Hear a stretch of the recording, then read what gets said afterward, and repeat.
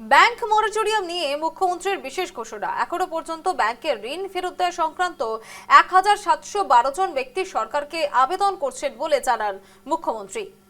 Bank মরাটোরিয়াম নিয়ে মুখ্যমন্ত্রীর বিশেষ ঘোষণা। অন্যদিকে বন্যায় ক্ষতিগ্রস্ত ঘরদোর, গাড়ি সহ অন্যান্য সামগ্রীর বীমা করা 170 জন ব্যক্তি এখনো পর্যন্ত বীমার টাকা পেয়েছেন।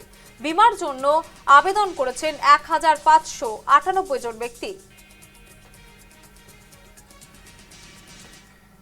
বেংকৰ লোন মৰেটৰিয়ামৰ ক্ষেত্ৰত এতিয়ালৈকে 1712 গৰাকী লোকে এই মৰেটৰিয়ামৰ বাবে আবেদন কৰিছে।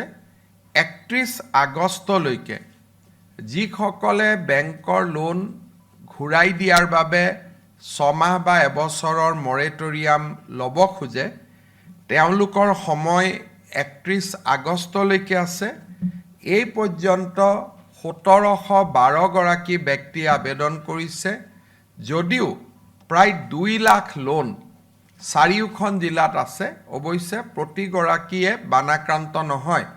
তথাপিতো মই ভাবোঁ যে ই আৰু বেছি বঢ়াৰ সম্ভাৱনা আছে।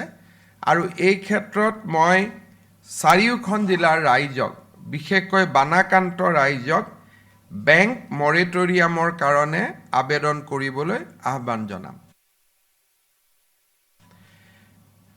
ইন্স্যুৰেন্সৰ ক্ষেত্ৰত এতিয়ালৈকে 1598 গৰাকী ব্যক্তিয়ে আবেদন কৰিছে আৰু ইয়াৰে 170 গৰাকী ব্যক্তিৰ ইন্স্যুৰেন্সৰ যি ক্লেইম সি সেটেল হৈছে আৰু ইন্স্যুৰেন্স কোম্পানীবিলাকে ইতিমধ্যে 170 গৰাকী ব্যক্তিক ইন্স্যুৰেন্সৰ ধন মুকলি কৰি দিছে।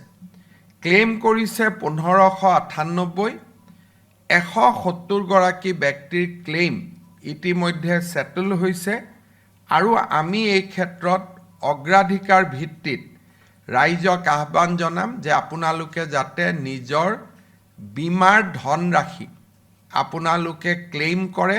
বীমাৰ ধনৰাশি আপোনালোকে বিচাৰি নিজৰ বীমা কোম্পানীৰ লগত আপোনালোকে যেন যোগাযোগ কৰে।